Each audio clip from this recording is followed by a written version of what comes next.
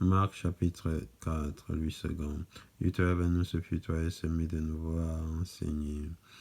Au bord de la mer, une grande foule s'étant assemblée auprès de lui, il monta et s'assit dans une barque sur la mer. Toute la foule était à terre sur le rivage, et il leur enseigna beaucoup de choses en parabole, et il leur dit dans son enseignement, écoutez, un semeur sortit pour s'aimer. Comme il semait, une partie de la semence tomba le long du chemin. Les oiseaux vinrent et la mangèrent.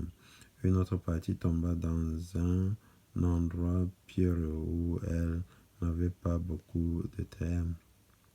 Elle leva aussitôt parce qu'elle ne trouva pas un sol profond, mais quand le soleil parut, elle fut brûlée et sécha, faute de racines.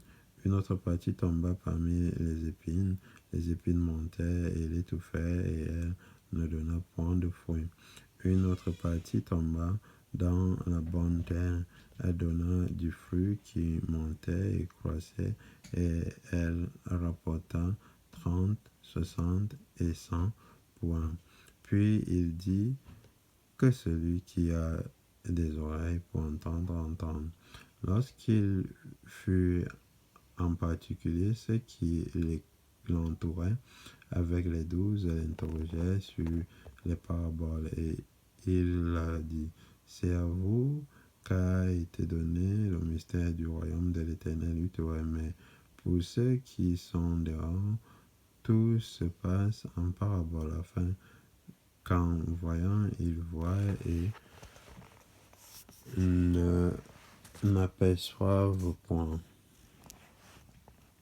et qu'en entendant, ils entendent et ne comprennent point, de peur qu'ils ne se convertissent et que les péchés ne leur soient pardonnés. Il leur dit encore, vous ne comprenez pas cette parabole, comment donc comprendrez-vous toutes les paraboles?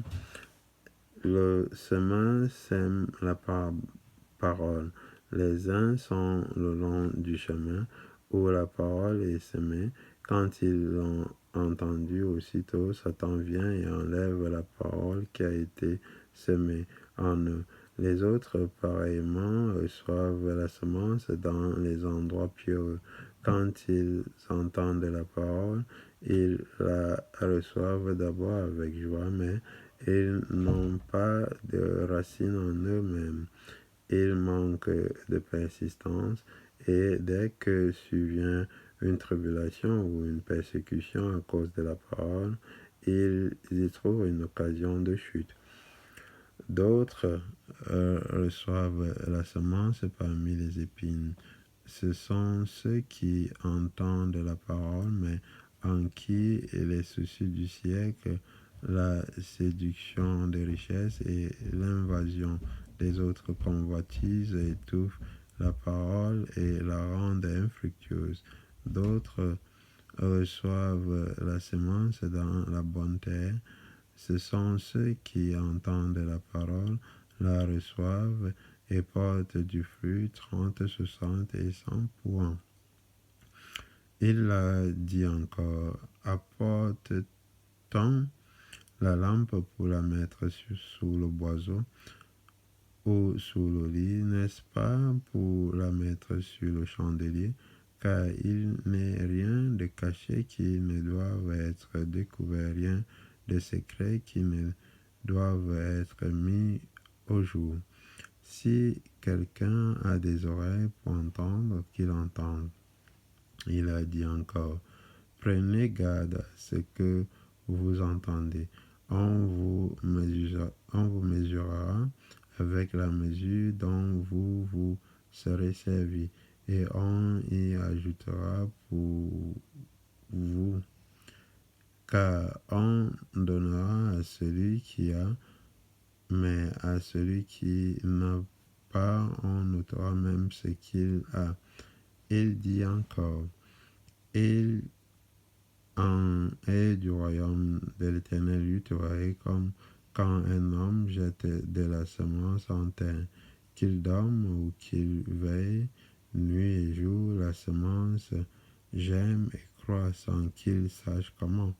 La terre produit d'elle-même d'abord l'herbe, puis l'épi, puis le grain, tout formé dans l'épi.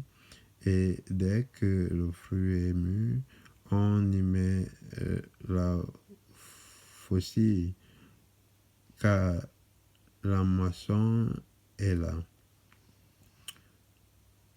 Il dit encore, à quoi comparerons-nous le royaume de l'Éternel Yahweh, ou par quelle parabole le représenterons-nous? Il est semblable à un grain de sénévé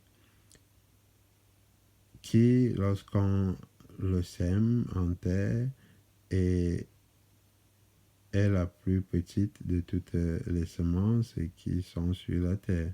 Mais lorsqu'il a été semé, il monte, devient plus grand que tous les légumes et pousse de grandes branches, en sorte que les oiseaux du ciel peuvent habiter sous son ombre.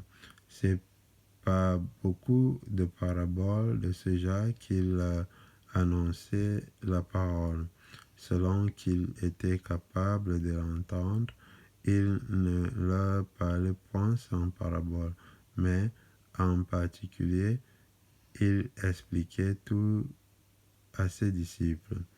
Ce même jour, sur le soir, Yutoa Benu Sophie Toel a dit, passons à l'autre bord. Après avoir renvoyé la foule, ils emmenaient dans la barque où ils se trouvaient. Il y avait aussi d'autres barques avec lui.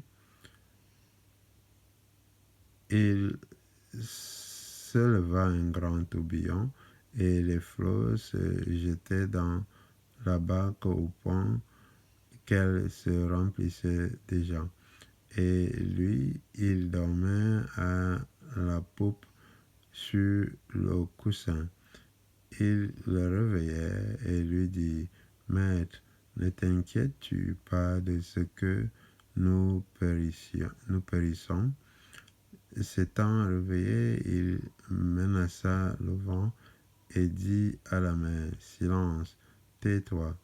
Et le vent cessa, et il y eut un grand calme. Puis il leur dit, pourquoi avez-vous ainsi peur? Comment n'avez-vous point de foi? Ils furent saisis d'une grande frayeur, et ils se dirent les uns aux autres, quel est donc celui-ci à qui obéissent même le vent et la mer?